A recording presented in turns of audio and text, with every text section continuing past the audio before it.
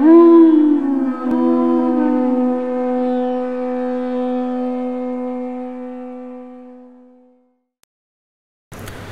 नमो भगवते वासुदेवाय।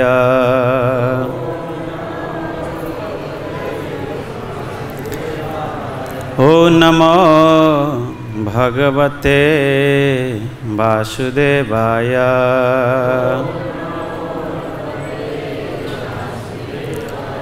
ओ नमो भगवते वासुदेवाय।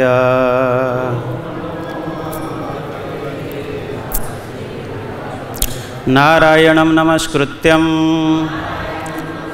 नरं चैव नरोत्तमं देवीं सरस्वतीं व्यासं ततो जयेन्मुदीरये। नष्टप्रायेषु अभद्रेषु नित्यं भागवत सेवया भागवते उत्तमश्लोके भक्तिर्भवति नैष्टिकी। नमो ब्राह्मणे देवाय गोब्राह्मणे हिताय च जगद्हिताय कृष्णाय गोविन्दाय नमो नमः। नीलांचल निवासाय नित्याय परमात्मने बलभद्र सुभद्राभ्यां जगन्नाथाय ते नमः। जगन्नाथाय ते नमः। जगन्नाथाय ते नमः। हरे कृष्णा। श्रीमद्भागवतम स्कंद 7 अध्याय 4 श्लोक नंबर 29। श्री नारद उवाच इति उक्तः लोकगुरूणां तं प्रणम्य दिवौकसः न्यवर्तन्त गत उद्वेगः मेनिरे च असुरं हतं। श्री नारद उवाच श्री नारद उवाच इति जुक्ता लोकगुरूणां तं प्रणम्य दिवौकसः न्यवर्तन्त गतोद्वेगा मेनिरे चासुरा हतम्। शब्दानुवाद। श्री नारद उवाच परम साधु नारद मुनि ने कहा इति इस प्रकार उक्तः संबोधित लोक गुरुणाम सबके परम गुरु द्वारा तम उसको प्रणम्य प्रणाम करके दिवौकसः सारे देवता न्यवर्तन्त लौट गए गत उद्वेगा सारा चिंताओं से मुक्त मेनिरे उन्होंने विचार किया च भी असुरम असुर हिरण्यकशिपु हतम मारा हुआ मर गया ना। अभी सिर्फ भंडारा बाकी है। अनुवाद और तात्पर्य शिल प्रभुपाद के द्वारा। शिल प्रभुपाद की परम साधु नारद मुनि ने आगे कहा जब सभी के गुरु पूर्ण पुरुषोत्तम भगवान ने स्वर्ग में रहने वाले सभी देवताओं को इस प्रकार आश्वस्त कर दिया तो उन सब ने उन्हें प्रणाम किया और विश्वस्त होकर लौट आए कि अब तो हिरण्यकशिपु एक तरह से मर चुका है। सिर्फ जलाना बाकी होगा, हो सकता है केसी घाट जाना पड़ेगा। तात्पर्य, वे अल्पबुद्धि लोग जो सदैव देवताओं की ही पूजा में लगे रहते हैं, उन्हें यह ध्यान देना चाहिए कि जब देवताओं को असुर सताते हैं तब वे अपनी रक्षा के लिए पूर्ण पुरुषोत्तम भगवान के पास पहुँचते हैं। जब देवतागण ही पूर्ण पुरुषोत्तम भगवान के पास जाते हैं तो फिर देवताओं के ये पूजक अपने वांछित कामनाओं के लिए परमेश्वर के पास है क्यों नहीं जाते हैं। श्रीमद् भागवतम 2.3.10 में कहा गया है, अकाम सर्वकाम वा मुख्य काम उदारधि त्रिवेण भक्ति जोगेन जजत पुरुषम परम।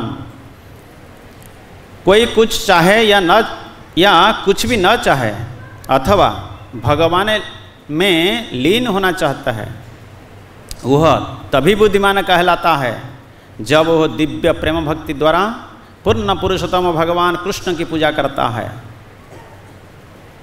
चाहे कोई भी कर्मी हो अथवा ज्ञानी या जोगी, यदि वो किसी विशेष वर की पूर्ति चाहता है तो भले ही वर भौतिक क्यों न हो तो उसे भगवान के पास जाकर प्रार्थना करनी चाहिए, क्योंकि तब उसकी पूर्ति होगी। किसी भी इच्छा पूर्ति के लिए किसी देवता के पास अलग से जाने की आवश्यकता नहीं है। ओम अज्ञानतिमिरान्धस्य ज्ञानाञ्जनशलाकया चक्षुरुन्मीलितं येन तस्मै श्रीगुरवे नमः। श्रीचैतन्यमनोभीष्टं स्थापितं येन भूतले स्वयं रूपा कदा मह्यं ददाति स्वपदान्तिकं। वन्दे अहं श्रीगुरुश्रीयुतपदकमलं श्रीगुरोन् वैष्णवांश्च श्रीरूपं साग्रजातं सहगणा रघुनाथानि तं सजीवं साद्वैतं सवधूतं परिजनसहितं कृष्णचैतन्यदेवं श्रीराधाकृष्णपादान् सहगणा ललिता श्रीविशाखान्वितांश्च। हे कृष्ण करुणा सिंधु दीनबंधु जगत्पते गोपेश गोपिकाकांत राधाकांत नमस्तुते। तप्त कांचन गौरांगी राधे वृंदावनेश्वरी वृषभानुसुते देवी प्रणमामि हरिप्रिय।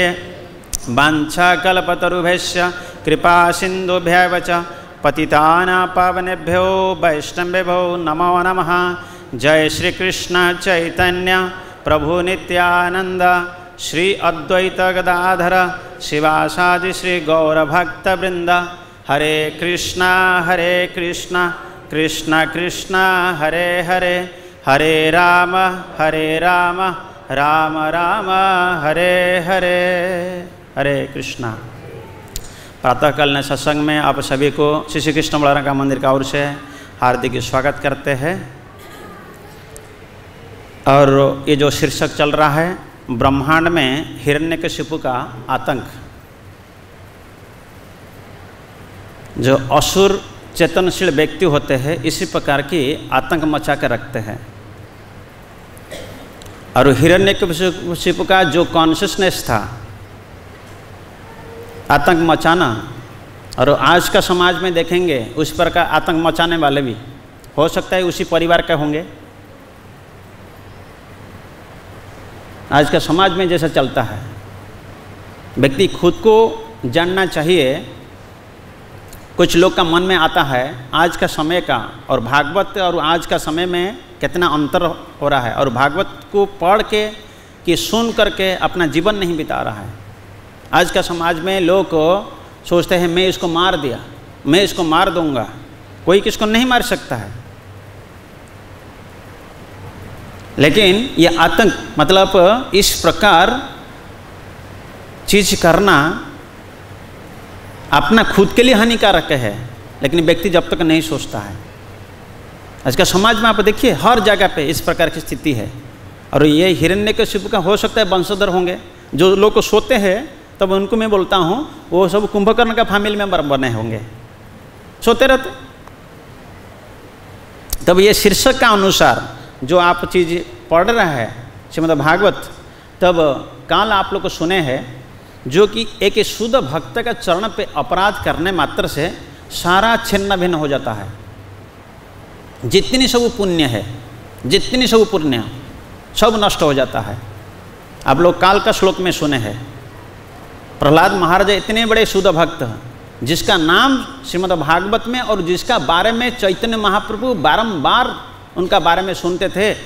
जगन्नाथपुरी में जो तोटा गोपीनाथ मंदिर है, वहाँ पे सुनने के लिए स्वयं चैतन्य महाप्रभु जो सच्चल विग्रह है वो जाते थे सुनने के लिए, ये प्रहलाद महाराज और ध्रुव महाराज का चरित्र सुनने के लिए। और ये जो श्रीमद् भागवत के सप्तम स्कंद है, इसमें 15 अध्याय है। 15 अध्याय में 5 अध्याय है हिरण्यकशिपु का बारे में बता गया है, और 5 अध्याय है प्रहलाद महाराज का शिक्षा, प्रहलाद महाराज का बारे में बता गया, और 5 अध्याय है हमें किस प्रकार अपना जीवन में उतारना है, गृहस्थ जीवन कैसा बिताना है, ये सब कुछ कर्मकांडीय विभाग सब दिया गया है। ये 15 अध्याय में टोटल 5-5 भाग पार्टीशन किया गया है। और सिर्फ प्रहलाद महाराज का चरण में अपराध करने से पुण्य नष्ट होता है ऐसा नहीं, यहाँ पे दिया गया था काल का जो श्लोक है, हाँ, देवता लोक का चरण पे और वेद शास्त्र पुराण में गाय गोसु, गाय और ब्राह्मण और साधु और जो धार्मिक नियम भी पालन नहीं करता है, और ये नहीं करने मात्र से उसका सारा जितने भी पुण्य कमाने वाले सारा पुण्य तत्क्षणात नष्ट हो जाता है। तत्क्षणात हिरण्यकशिपु इतने दिन तक तपस्या किया, तपस्या करने के बाद जो भी कमाया था एक ही सेकंड में नष्ट हो गया। जो कुछ तपस्या किया था और ब्रह्मा जी के वर दे चुके हैं, सारा पुण्य एक ही भक्त का चरण पे। अपराध कितना प्रकार की है? एक ही प्रकार धाम अपराध होता है, एक ही सेवा अपराध होता है, एक ही नाम अपराध होता है, और एक ही वैष्णव अपराध होता है। 4 प्रकार अपराध। आप ध्यान दीजिए, ये 3 अपराध सेवा करके हो सकता है। हरि नाम, नामापराध, नाम करके नष्ट हो जाएगा, बारंबार नाम करते रहिए, नाम अपराध। लेकिन सेवा अपराध, सेवा करके फिर प्रार्थना करते हैं, ये प्रार्थना से वो सेवा अपराध भी ठीक हो जाता है, अपराध मुक्त हो जाता है। सेवा अपराध नाम अपराध हो गया। और क्या है? धाम अपराध। धाम में रह के कुछ अपराध किया और धाम वासी लोग को सेवा किया, तब भी धाम अपराध नष्ट हो जाता है। लेकिन वैष्णव अपराध कभी नहीं। इसलिए बहुत सतर्क होना चाहिए वैष्णव अपराध से बचने के लिए। और हिरण्यकशिपु का बारे में आप लोग को जो काल सुने हैं, ये वैष्णव अपराध इतनी, अब देखिए जितने सब अलग अलग अपराध करोगे, एक ही पेड़ का फल गिर जाएगा, पत्ता गिर जाएगा, लेकिन पेड़ जिंदा रहेगा। लेकिन एक ही वैष्णव अपराध करने मात्र से क्या होता है? वो पेड़ का जड़ सूख जाता है, पेड़ का जड़ सूख जाता है। इसीलिए तो यहाँ पे महाप्रभु कहते थे, महाप्रभु मत हाथी मतलब पागल हाथी का साथ तुलना किया। पागल हाथी जब गार्डन का अंदर जाता है तब सारा पेड़ पौधा को उखाड़ के फेंक देता है, नष्ट कर देता है, गार्डन को, संपूर्ण बगीचे को नष्ट कर देता है। उसी प्रकार वैष्णव अपराध। इसलिए बहुत सावधान होना चाहिए। हम तो सुबह उठ के जब भी हम लोग मंगला आरती जाते हैं, मंगला आरती आरती खत्म होते हुए हमें पहले बांछा कल्पतरु, हमें टैबलेट ले लिया, अपराध खत्म। हमें सोचते हैं नहीं, फिर भी बहुत सतर्क होना चाहिए। अज्ञानवशत अपराध और ज्ञानवशत अपराध, आपको मालूम नहीं किस प्रकार अज्ञानवशत अपराध भी लगता है। ज्ञानवशत अपराध, अज्ञान अपराध लगता है। ज्ञानवशत भक्ति और अज्ञानवशत भक्ति लगता है। ज्ञानवशत पाप और अज्ञानवशत पाप वो भी लगता है। इसीलिए आप लोग सावधान होना चाहिए वृंदावन धाम वासी के लिए। धाम में जब रह के भजन कर रहा है, अलग स्थान पे रहना और ये स्थान पे रह के भजन करना 1000 गुना। तो वह बहुत सतर्क होना चाहिए। और प्रहलाद महाराज का चरण पे हिरण्यकशिपु कितना बड़ा अपराध कर चुका है, तब यहाँ पे शुरू हो रहा है नारद उवाच। नारद मुनि कह रहे हैं, क्या कह रहे हैं? इति उक्ता, इति युक्ता मतलब इस प्रकार कह रहा है। क्या कह रहे हैं? पहला संबोधन करते हैं लोक गुरुणाम। सारा देवता लोग पहले जाके क्या किए? ये लिखा है देवौकस। देवौकस मतलब सभी देवता लोग जाके किसका पास है? प्रभु का पास गए। और प्रभु जो है चैत्य गुरु है, और उनका पास पहले प्रणाम किया। हमें किसी भी व्यक्ति का पास जाते हैं, किसी भी व्यक्ति, छोटे हो बड़े हो, पहले हमको प्रणाम करना चाहिए। प्रणाम करने मात्र से क्या होता है? प्रणाम दुख शमनस्तम नमामि हरिम परम, भागवत के लास्ट श्लोक है। प्रणाम करने मात्र से दुख नष्ट होता है, प्रणाम करने मात्र से। इसलिए तो बारंबार मंदिर में आते हो तो पहले प्रणाम करो, पहले प्रणाम। और प्रणाम का अधिकारी कौन है? स्वयं भगवान, और कोई नहीं, स्वयं भगवान। प्रणाम का अधिकार भगवान। हमें कोई व्यक्ति को प्रणाम कर रहे हैं तब वो व्यक्ति प्रणाम लेने का योग्य नहीं है, वो व्यक्ति नहीं है। उसका अंदर जो परमात्मा रूप में प्रभु बैठे हैं, चैत्य गुरु का हिसाब में जो बैठे हैं, वो प्रणाम स्वीकार करने का अधिकार उनका हाथ में है, वो ले रहा है प्रणाम का। हमें बोलते हैं हमें इसको प्रणाम करें, इसको प्रणाम करें, नहीं, ये जड़ शरीर को क्या प्रणाम करोगे? और सारा देवता लोग को जाके प्रणाम किए। तब फिर क्या कहते हैं? प्रणम्य, फिर प्रणाम करके लौटे हैं, न्यवर्तते, लौटे हैं, लौट गए। और उनका अंदर में जितने उद्वेग था, गत उद्वेगा, जितने सब चिंता था, भगवान को प्रणाम करने मात्र से, देखिए चिंता, जितने सब चिंते में थे सारा देवता लोग, वो चिंता मुक्त हो गए सिर्फ प्रणाम करने मात्र से। और मैनिरे, उनका जो विचार था, उसे इसका बाद है उनको मालूम पड़ गया, प्रणाम करने का बाद उनको मालूम पड़ गया, भगवान विश्वस्त होके भगवान कह दिए, बोले हिरण्यकशिपु मर चुका है, डोंट वरी, ऑलरेडी मर चुका है। लेकिन देवता लोग का विश्वास था, भगवान जो कह रहे, भगवान का वाणी का ऊपर विश्वास नहीं होगा। लेकिन हम लोग का भगवान का वाणी का ऊपर विश्वास नहीं है। गीता पढ़ते हैं, विश्वास नहीं होता है। गीता पढ़ते हैं, पढ़ाते भी है, लेकिन फिर भी हमारा विश्वास नहीं हो रहा है।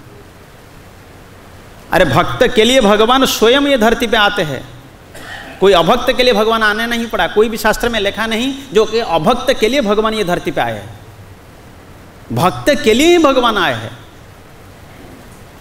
छवि में भूरी भूरी प्रमाण है भागवत में, भगवान भक्त के लिए आए हैं। कोई बता सकता है अभक्त के लिए भगवान आए? नहीं। 26 जगह पे, और भगवान भक्त के लिए क्या नहीं क्या बन जा पड़ता है, कुछ ना कुछ बनना पड़ता है, कुछ भी बन सकते हैं भगवान और भक्त के लिए। और प्रहलाद को जो कष्ट दिया, ये देखिए बाप बेटा का संपर्क है। प्रहलाद महाराज और हिरण्यकशिपु रिलेशन में क्या है? बाप बेटा है ना। बाप बेटा का संपर्क में पिताजी कितने कष्ट दे रहा है प्रहलाद महाराज को। ऐसा आज का समाज में कोई ऐसा पिताजी ऐसा कष्ट देता है बेटा को?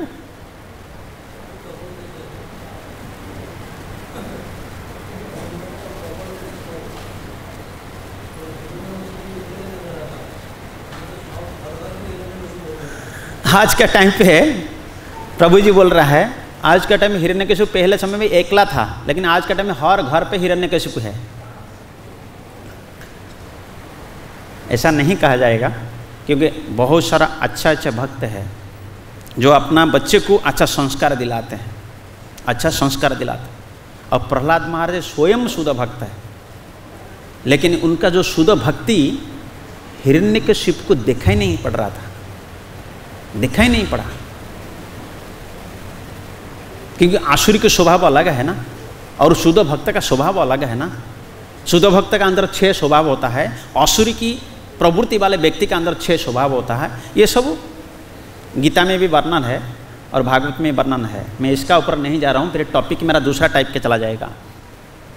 किस प्रकार व्यक्ति विश्वास नहीं करता है और वो देवता का ऊपर विश्वास करता है, भगवान का ऊपर विश्वास नहीं करता है। और देवता का पास से कौन जाते हैं? और देवता लोग स्वयं जब भयभीत हो जाते हैं, और देवता लोग जब स्वयं भयभीत हो जाते हैं, वो फिर किसके पास जाते हैं? स्वयं भगवान का पास, क्षीरोदकाशायी विष्णु का पास चला जाते हैं, हाथ जोड़ के प्रार्थना करते हैं।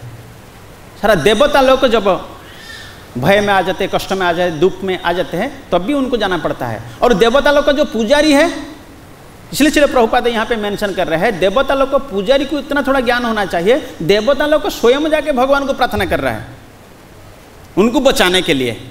और देवता लोग का जो पुजारी है डायरेक्ट भगवान के पास नहीं जा रहा है और देवता लोग का चरण पे पड़े हैं।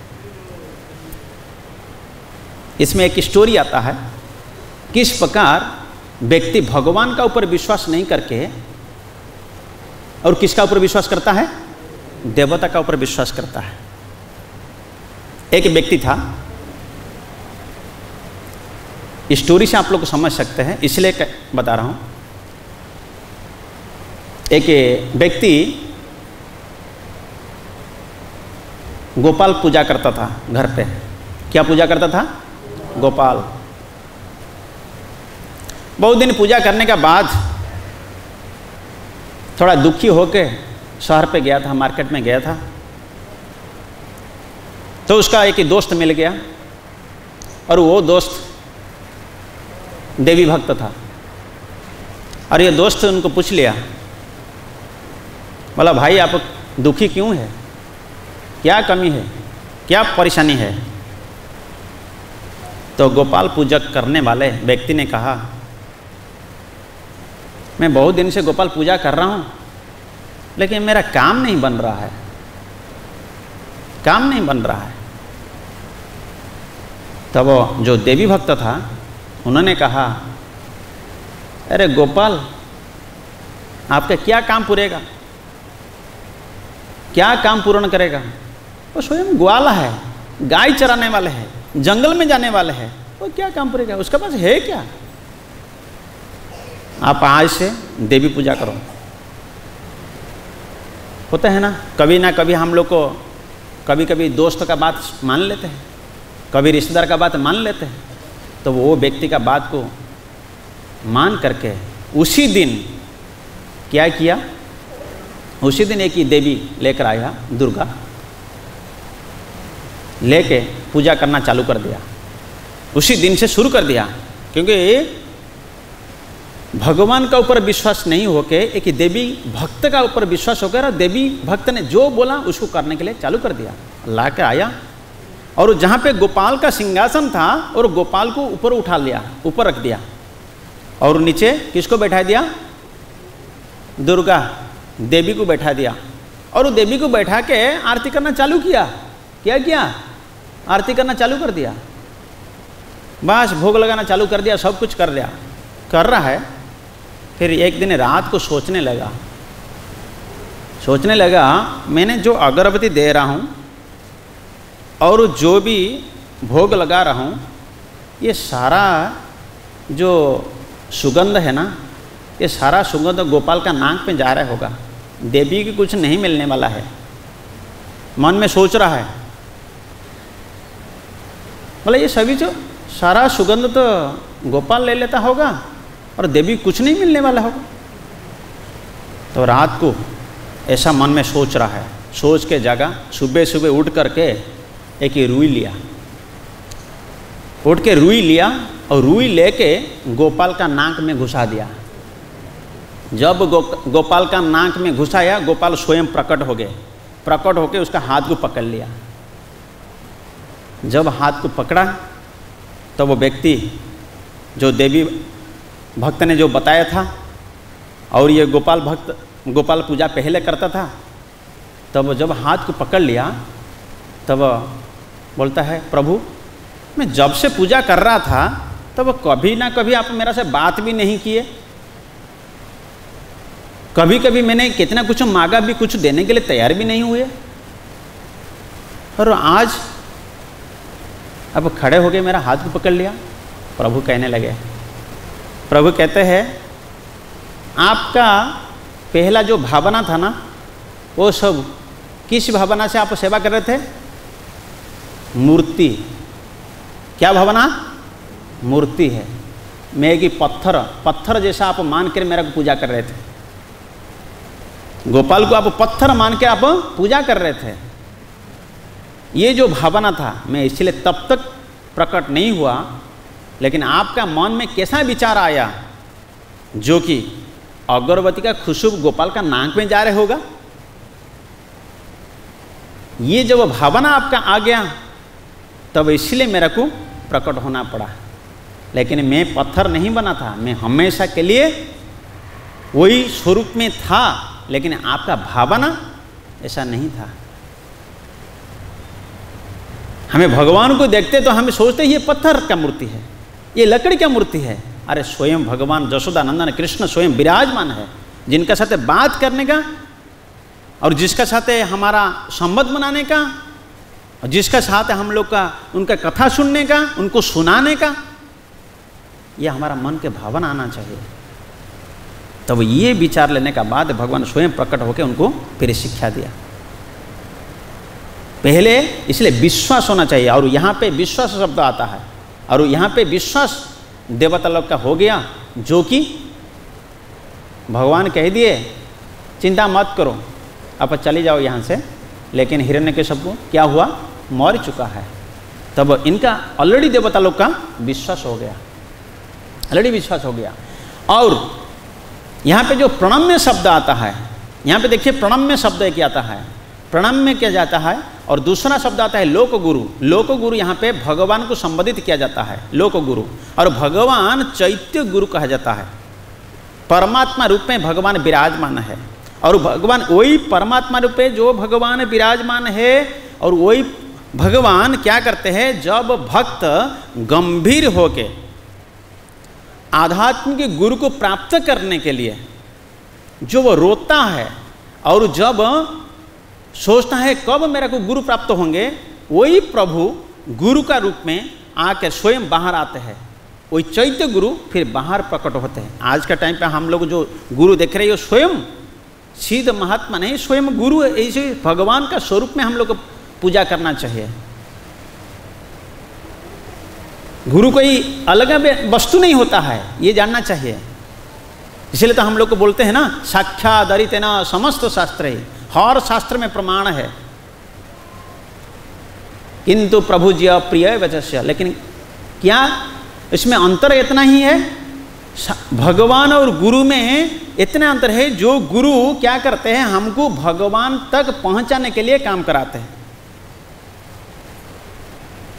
और भगवान जब आते हैं तब क्या करते हैं, भगवान गुरु को इसलिए बोलते हैं भगवान को समझाने के लिए। भगवान यहाँ पे गुरु का रूप में आके, यहाँ पे आप लोग को समझ पाएंगे, और दोनों को एक ही साथ में सेवा करना चाहिए।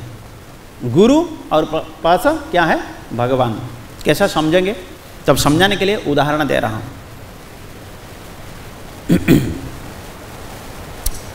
कहते हैं कृष्ण हमारे हृदय में चैत्य गुरु का रूप में विद्यमान है, और जब हम गंभीर हो जाते हैं तो वे आध्यात्मिक गुरु का रूप में आ जाते हैं।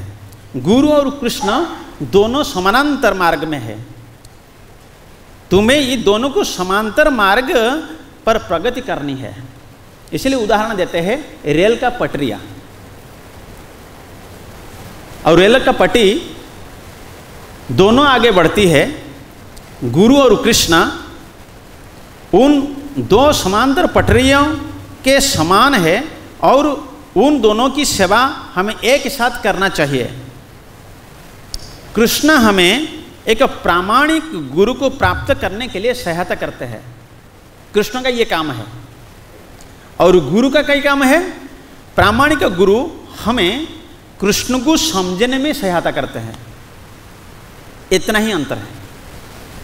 इसीलिए कहते हैं गुरु निष्ठा भक्ति करना पड़ेगा तब कृष्ण को प्राप्त करने के लिए, और कृष्ण निष्ठा भक्ति करना पड़ेगा गुरु को प्राप्त करने के लिए। इसलिए कहते हैं गुरु बिना कृष्ण नहीं मिले, कृष्ण बिना गुरु नहीं मिले। गुरु को प्राप्त करना चाहते हो तब कृष्ण के पास से रोना पड़ेगा। कोई बोल दिया इसी गुरु से दीक्षा ले लो, नहीं, कृष्ण के पास से रोना पड़ेगा। कृष्ण प्रत्येक जीव के अंदर में परमात्मा रूपे बैठे हैं ना,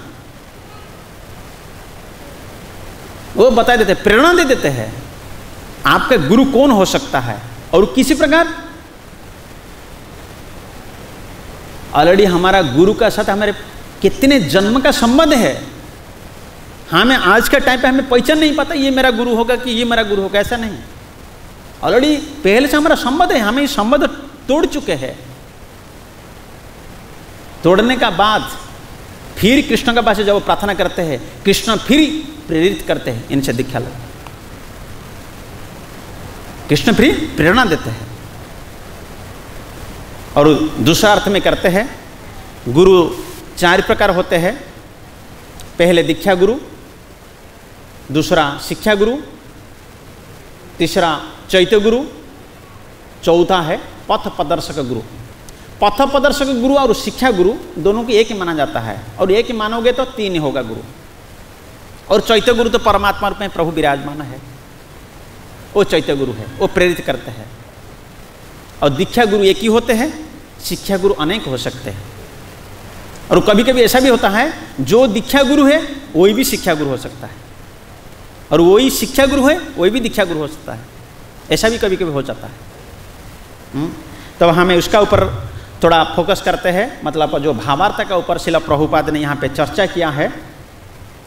कहते हैं जितने सब देवी देवता लोग वो स्वयं भगवान के पास जाते हैं प्रार्थना करने के लिए। कभी भी कष्ट आ जाता है, कभी भी दुखदायी परिस्थिति आ जाता है, तब इसी प्रकार समय पे जब असुर लोग को सताते हैं देवता लोग का साथ युद्ध करने के लिए, तब ये लोग परेशानी होके खुद जाते हैं भगवान का पास।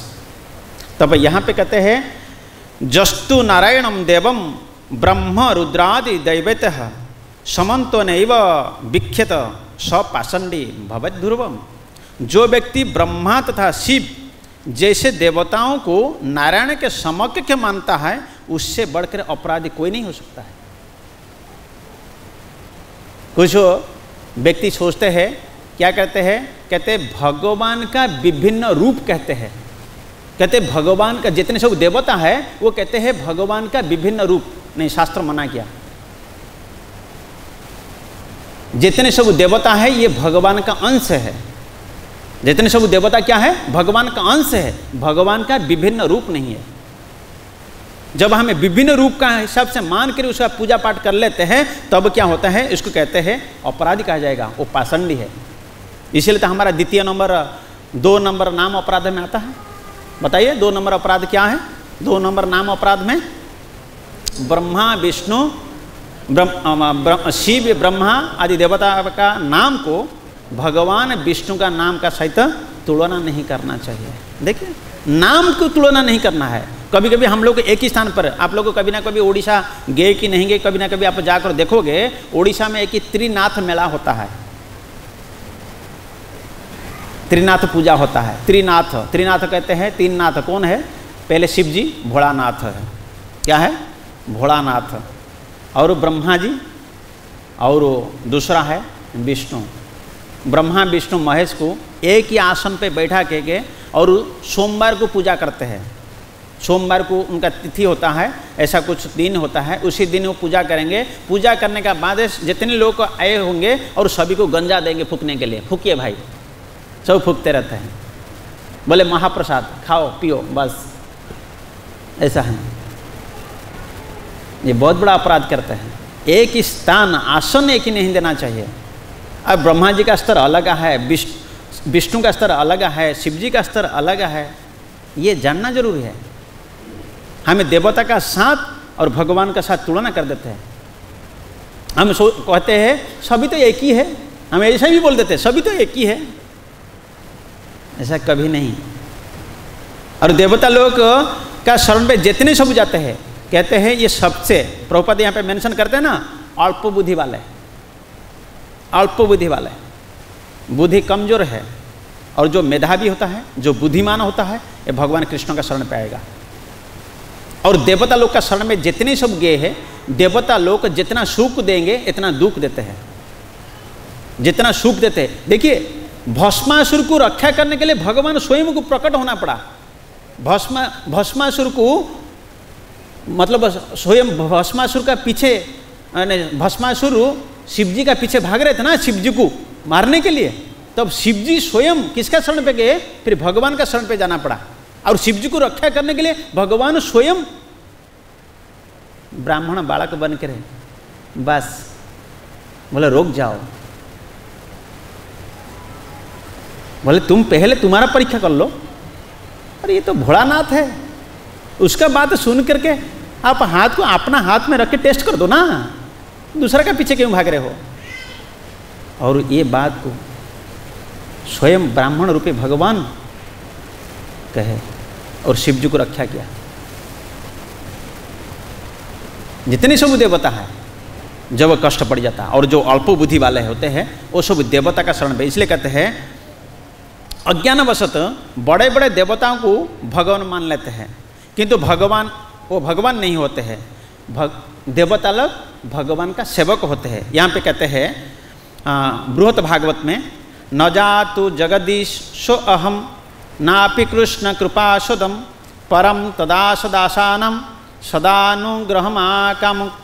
कहते हैं न तो मैं जगदीश्वर हूँ न ही कृष्ण का कृपा पात्र हूँ, मैं तो सदैव उनके दासानुदास की कृपा का अभिलाष करता हूँ और केवल उन्हीं की कृपा की कामना करता हूँ, परंतु उन्हीं की कृपा के लिए प्रार्थना करने की योग्यता भी मुझे नहीं है।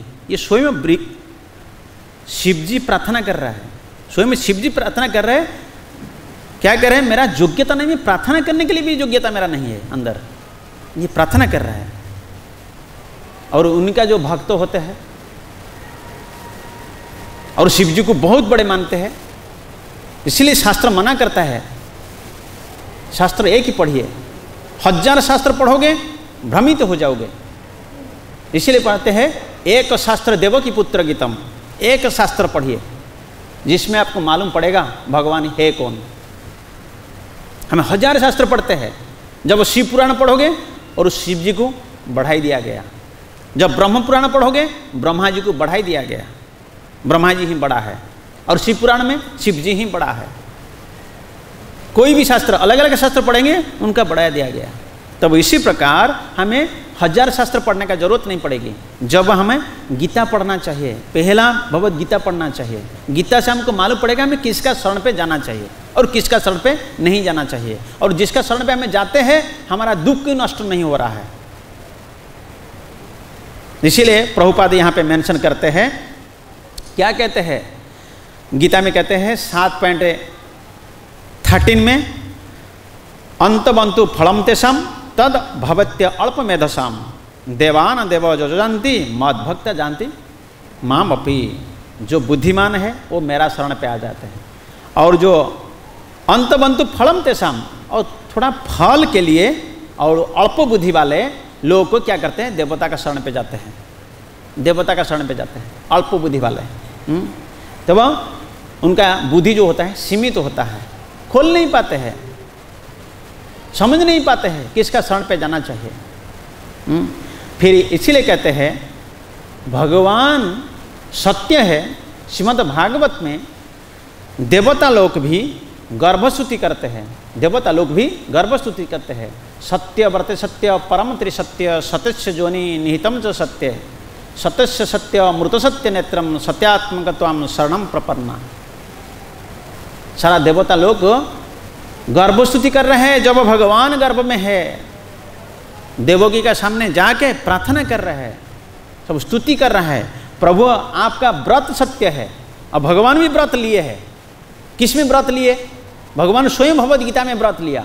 भगवद गीता पढ़िए, हाँ 1865 में भगवान व्रत लिया। क्या व्रत लिया? भगवान कहते हैं जो व्यक्ति मेरा को चिंतन करता है, जो व्यक्ति मेरा भक्त बनता है, और जो व्यक्ति मेरा को पूजा करता है, और जो व्यक्ति मेरा को नमस्कार करता है, मन मना भव मद भक्तो मज्जाजी माम नमस्कुरु मामे वश्यसी सत्यम ते प्रतिजाने। प्रतिजाने का शब्द का अर्थ देखिए, गीता खोल कर देखिए प्रतिजाने शब्द का अर्थ क्या है। भगवान स्वयं संकल्प लिया, उनका व्रत लिया। किसके लिए व्रत लिया? मैं इसी बेला व्यक्ति को मैं उद्धार करूंगा, मैं आऊँगा उसको लेने के लिए संकल्प लिया। हमारा संकल्प टूट जाएगा, लेकिन भगवान अपना संकल्प को कभी नहीं तोड़ा। भगवान अपना संकल्प नहीं तोड़ते हैं, लेकिन भक्त कभी तोड़ देता है। हमारा संकल्प होना चाहिए, मैं मंगलवती आना ही आना है, शरीर टूट जाए, कुछ भी हो जाए, लेकिन हमारा संकल्प टूट जाता है। भगवान अपना संकल्प, इसलिए कहते हैं सत्य व्रत सत्य परम त्रिसत्य। ये जो श्लोक है इसमें 9 बार सत्य शब्द आया, एक ही बार नहीं। सारा काम उनका, सभी काम सत्य है, क्यों? भगवान सत्य है, भगवान का धाम सत्य है, भगवान का लीला सत्य है, भगवान का भक्त सत्य है, भगवान सब कुछ सत्य है। लेकिन सत्य का चरण पे तो जाना चाहिए, सत्य का चरण पे जाना चाहिए। इसीलिए श्रीमद् भागवत की जो श्लोक आता है, सारा ब्रह्मा जी, रुद्र, जितने सब देवी देवता प्रार्थना करते हैं। श्रीमद् भागवत में ये श्लोक आता है ना, सबसे बड़ा श्लोक आता है, जब ब्रह्मा वरुणेन्द्र रुद्र मरुद स्तुवन्ति दिवै स्तुवै वेदैहि सांग पद क्रम उपनिषदै गायन्ति जम सामगाः ध्यान अवस्थित तद्गतेन मनसा पसन्ति जम योगिनः जस्यांतम न विदुः सुर सुरगणा देवाय तस्मै नमः। सारा देवता लोग भी प्रार्थना करते हैं, वेद भी स्तुति करता है। तब हमें किसका शरण पे जाना चाहिए? इसलिए श्रील प्रभुपाद जी से भावार्थ में एक श्लोक कोटेशन करते हैं। कौन सा श्लोक मेरा पीछे आप लोग को दोहराइए। अकाम सर्व काम बा मुख्य काम उदार दे त्रिवेण भक्ति जोगेन जजत पुरुषम परम। कहते अकाम, अकाम शब्द का ऊपर प्रवचन देंगे तो 2 घंटा चाहिए। अकाम, अकाम मतलब कुछ भी कामना नहीं है, कुछ कामना नहीं है, कृष्ण का शरण पे जाइए। पहला शब्द है अकाम। इसी शब्द का ऊपर भगवद गीता का श्लोक देखिए, भगवद गीता का श्लोक इसका साथ कौन सा आएगा? सर्वधर्मान परित्यज्य माम एकम शरणं व्रज अहम त्वाम सर्व पापेभ्यो मोक्षै मा शुचः। सही, सब कुछ त्याग करो, मेरा शरण पे आ जाओ। पहला, सब कुछ त्याग करो।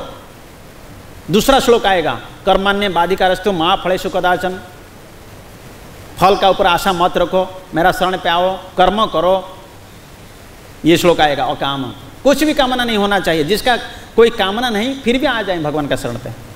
कामना तो एक ही होना चाहिए, एक ही कामना होना चाहिए, 2 नहीं, 3 नहीं, 4 नहीं, एक ही कामना। क्या कामना होना चाहिए? क्या कामना होना चाहिए? बोलिए। वृंदावन में घर चाहिए, ये कामना होना चाहिए? नहीं। वृंदावन में अच्छा पत्नी मिल जाए, ये भी होना चाहिए? नहीं। वृंदावन में अच्छा गोपी हो जाए, ये कामना होना चाहिए? क्या कामना होना चाहिए? एक ही कामना होना चाहिए। हाँ जी, जोर से तो बोलो। कोई भी गोलोक जाना नहीं चाहता है, गोलोक जाकर करेंगे क्या? यही तो प्रचार करो, ये भी गोलोक है। जब का मन आपका शुद्धि है, यही गोलोक है। मन पवित्र है, यही गोलोक है। आपको यही देखना है कृष्ण को। कृष्ण आपका साथ है, आपको दर्शन देना चाहते हैं, लेकिन हमारा अंदर शुद्धता नहीं है, पवित्रता नहीं आती है। दोष दृष्टि देखते हैं, दोष दृष्टि से दिव्य दृष्टि नहीं होगा। जब दिव्य दृष्टि कब आएगा? भगवान को बारंबार प्रार्थना करें, भक्त का चरण पे गिरें, भक्त का कभी भी दोष नहीं देखें। भक्त कितने कुछ कर ले, क्योंकि उसको देखने का हमारा अधिकार नहीं है, ये अधिकार गुरु का हाथ में है। आप लोग को जानते कि नहीं जानते? भक्त कभी भी कुछ भी परेशानी, कभी भी कुछ गलती किया, वो गलती स्वयं भगवान गुरु ही सुधारते हैं। और नहीं तो कुछ भी गलती किया, दीक्षा लेने का टाइम पे जो संकल्प लिया, वो संकल्प का टाइम पे जब भी बाई चांस संकल्प लेने का बाद संकल्प को तोड़ते हो, तब वो गुरु को लगता है। गुरु को लगने के बाद गुरु फिर भी आपका पास आना पड़ेगा उनको उद्धार करने के लिए। उनको उद्धार करने के लिए फिर एक बार स्वयं गुरु आना पड़ा था जमालय में साक्षी देने के लिए। एक ही भक्त क्या कर दिया था? गलती कर दिया था, 4 नियमों को तोड़ दिया था। तब जमदूत आके पकड़ के ले गए थे जमालय में। लेकिन उसी टाइम पे जमालय में जाके जब दंड दे रहे थे, दंड देने का टाइम पे ये भक्ति सिद्धांत सरस्वती ठाकुर का एक शिष्य था स्वयं, और उन्होंने जब यथा वहाँ पे जब कष्ट दिया जा रहा था, दंड दिया जा रहा था, उसी टाइम में थोड़ा सा उनको स्मृति आ गया गुरु का बात के ऊपर स्मृति, जब इमीडिएटली स्मृति आते हुए और वहाँ पे सामने में गुरु प्रकट हो गए। जब स्वयं सामने गुरु प्रकट हो गए, प्रकट होने का नाते शिष्य को देख लिया, गलती किया था, दंड मिल रहा है, तब जमराज ने स्वयं कहा, बोला आप साक्षात प्रकट हो गए तो आप विचार कीजिए क्या करना चाहिए। तो गुरु ने कहा एक बार चांस दे दीजिएगा। जमालय में विचार चल रहा है शिष्य के लिए, देखिए गुरु कितने कष्ट उठाना पड़ता है। हमें लालायित शिष्य है जो कि गुरु से और कुछ प्राप्त करना चाहते हैं। तब वहाँ पे फिर विचार हुआ, तब भक्ति सिद्धांत सरस्वती ठाकुर कहे दोबारा गलती नहीं करना, आप जाओ। भक्ति सिद्धांत सरस्वती ठाकुर और एक ही गुरु का नाम बताया, बोला उसी गुरु का पास जाइए, उनसे दीक्षा लेना और कभी भी जीवन में 4 नियम को नहीं तोड़ना। फिर आए नवद्वीप धाम में, फिर जिसी का नाम बताए थे उसी गुरु बनाया, उनसे दीक्षा लिया। दीक्षा लेने का बाद नियम ठीक ठाक पालन किया, इसका बाद फिर जाके कहाँ गया, बोलो गया। ये देखिए, इसलिए कितने सत्तर के साथ हमें भक्ति करना चाहते हैं। मैं यहाँ पे शब्द लिया था अकाम, कुछ भी मन में कामना नहीं होना चाहिए, कामना नहीं होते हुए भगवान का शरण में जाना चाहिए। और सर्व काम, आपका अंदर कोई भी कामना है, कुछ भी कामना है, सभी कामना के लिए प्रभु का पास जाइए, हाथ जोड़िए, प्रभु सब कुछ देने के लिए तैयार है। आप देखिए सुदामा कुछ भी कामना नहीं किया था, गया था, फिर भी मिला। और कोई कुछ भी कामना करके जाए प्रभु का पास से, प्रभु उसका अंदर में परमात्मा पे बैठे ने, वो किसी चीज़ के लिए आया है क्या नहीं जानते हैं। हम आके यहाँ पे मांगना चाहिए क्या, हमें लिस्ट बना के भेज देते हैं, प्रभु ये चाहिए वो चाहिए वो चाहिए। प्रभु सब जानते हैं आपको क्या चाहिए। भक्त को इसीलिए भौतिक चीज़ नहीं देते हैं, भगवान को जानकारी है भौतिक चीज़ देंगे कि विषय भोगने के लिए चीज़ दे देंगे, वो विषय भोग में पड़ेगा तो भक्ति को भूल जाएगा, मेरा को भूल जाएगा। इसीलिए भगवान नहीं देते हैं और भक्त को। इसलिए बाई चांस कोई भक्त का कुछ भी कामना होते हुए फिर भी प्रभु का पास जाना चाहिए। सर्व काम, कुछ भी कामना है प्रभु पूर्ति करते हैं। और फिर मोक्ष काम, आप मुक्ति के लिए मुक्ति पाना चाहते हो, भौतिक जगत से उद्धार होना चाहते हो, तब भी कहाँ जाना चाहिए, भगवान को उदार अधि भगवान का पास जाना चाहिए। त्रिवेण भक्ति जोगे न, तीव्रता साथ भक्ति करना चाहिए, तीव्रता दृढ़ता का साथ है, संकल्प से हटना नहीं चाहिए। मैं प्रभु को पाना है, प्रभु मिलेंगे। एक मछुआरी था जगन्नाथपुरी में, भागवत में पढ़ा था, जीवो मारे न जीवो खाई से जीवो वैकुंठ बसाई, ये पढ़ लिया था। बोला कौन सा जीव जाके वैकुंठ में बैठता है, जो मर गया वो बैठता है। मैं तो मछली पकड़ रहा हूँ, अब मछली मार रहा हूँ, तब मैं वैकुंठ चला जाऊँगा? नहीं। जब मछली पकड़ रहा था और मछली की एक आवाज़ दिया, मछली ही बोलना चालू किया, नारायण ऐसा बोल दिया। ये शब्द जब मछुआरी सुन लिया तो वो मछुआरी ध्यान आया, बोला नारायण कौन होता है, मैं इसको जब तक दर्शन नहीं करूँगा तब तक यहाँ से नहीं जाऊँगा। तो मछुआरी बैठ गया एक ही आसन पे। तो भगवान आना पड़ा, भगवान आना पड़ा वो मछुआरी को दर्शन देने के लिए। छोटे बच्चे बन के भगवान आए, बोले क्यों बैठे हैं इधर, जाओ घर, आपका बूढ़ी माँ है और आपका पत्नी है, जाओ घर। बोला नहीं, मैं आपसे एक ही प्रश्न पूछ रहा हूँ। मेरा जीवन चल रहा था मछली पकड़ के, मैं जीवन गुजर रहा था, लेकिन ये मछली को पकड़ने के नाते ये मछली बोला नारायण।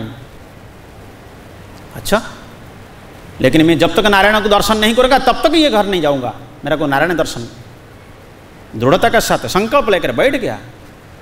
भगवान परेशानी हो गए, देखे इसका दृढ़ता, नारायण को दर्शन करना चाहता है।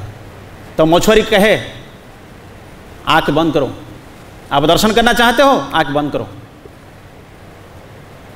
जब उन्होंने आँख बंद किया तब स्वयं तो भगवान थे, 2 सेकंड में भगवान चतुर्भुज बन गए और बोले आँख खोलो।